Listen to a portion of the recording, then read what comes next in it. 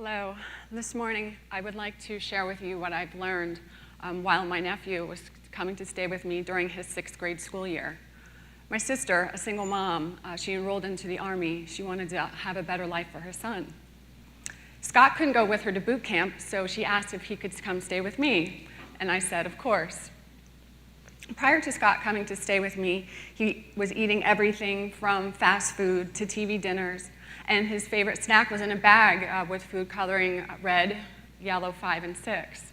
And a habit like this, he was diagnosed with ADHD and was on medication. So we established a new routine. I made him a healthy breakfast. I packed his lunch almost every day, and we had a healthy, nutritious dinner. Everything was going well, and I get a call from the school. One of the teachers called me, and she was telling me that her and the other teachers would like to set up a meeting with me, and I had no idea why. I thought maybe Scott really did need his ADHD medication since he never came to my house with it. So I go to the school the day of the meeting, and I walk through the doorway, and I said to myself, oh my God, I'm in big trouble. There was this big table, and there was the principal, the vice principal, and there was a set of teachers, Scott's teachers, and then when you're diagnosed with ADHD, you also have a special set of teachers, and there was a person from the school district. And on cue, the teacher who called me, she was like, Karen, don't worry, you're not in trouble, go ahead and have a seat. And I said, thank you very much, that's a very big relief. So I sat there and I listened to the teachers tell me how pleased they are with him, that he is actually on the honor roll and straight A's in math. I was getting a little emotional. And he apparently is in the top 10% of the kids nationwide with the online math problems. I just sat there and I stared, and they were telling me, his math teacher was telling me how she was in awe of him. She would watch him multiply 3 numbers by 3 numbers without using scratch paper and arriving at the correct answer. And they asked the question, what did you do with him?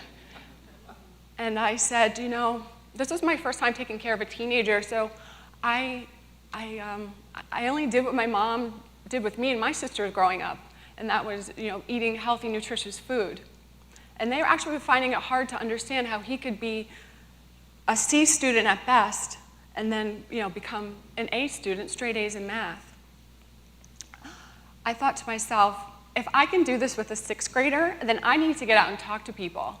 So my journey led me to the largest nutrition school per graduating class, powerful teachers who are the leading doctors, nutritionists, and authorities in nutrition and healthcare today. And I've learned over 100 different dietary theories, and a couple of them, you know, struck me, and I wanted to learn more, so I did a lot more research. Have you ever heard of checking the pH levels in your body? I know that I had to check the fish tank's pH, or the fish would die, right? I know that the soil's pH has to be checked, or the fruits and vegetables that you planted aren't going to grow properly. And I also know the swimming pool's pH has to be checked. So why aren't we checking our pH? So the symbol of pH stands for the potential or power of hydrogen. So since the body is made up of water, and hydrogen, there's 2/3 hydrogen atom and 1/3 oxygen that makes up water. Having a balanced pH is a profound effect on our bodies. As you can see, the lungs are 90% water, the blood is 82%, and the brain and bones, you know, they're all water. So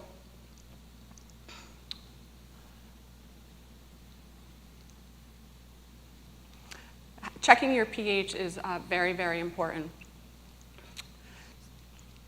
Having a balanced pH, and you can check it by using litmus paper first thing in the morning, using it to check with urine or saliva, and you can also have a blood test from your health professional.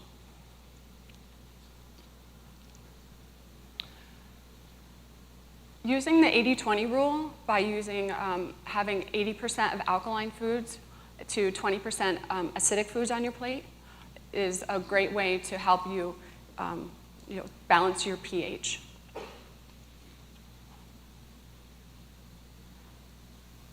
So, and this would be your 20%.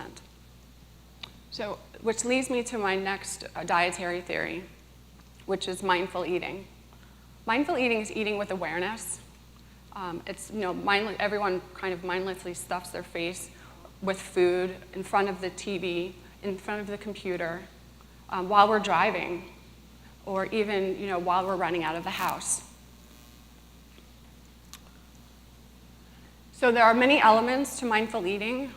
Just pick one, and the next time you're eating, pick the second, until you're completely conscious about what you're eating. So with sight, really check out your food, look at it. Does it have, can you see the sunlight within your food? And then smell. Bring the food up to your mouth, really smell it, the aroma of the food, the spices and the herbs. Our next is taste. So can you actually feel the saliva starting to produce in your mouth as you're getting ready to eat? So notice where the food is going on, which side of the mouth your food is going on. Pay attention to chewing. Chew 20 to 30 times while you're eating, almost to like an applesauce consistency.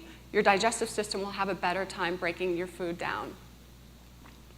The next is being silent. So it's easy to just turn off your cell phones. In the car, you can turn off the music. Also, when you're home, just turning off the television. Being silent is another element to mindful eating.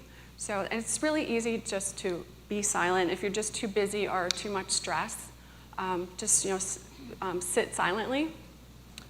And our last and fifth is feel. Mindful eating is being aware of how the food is making you feel. So Hippocrates said, let food be thy medicine and medicine be thy food. I say it's not about dieting, it's all about living. Thank you.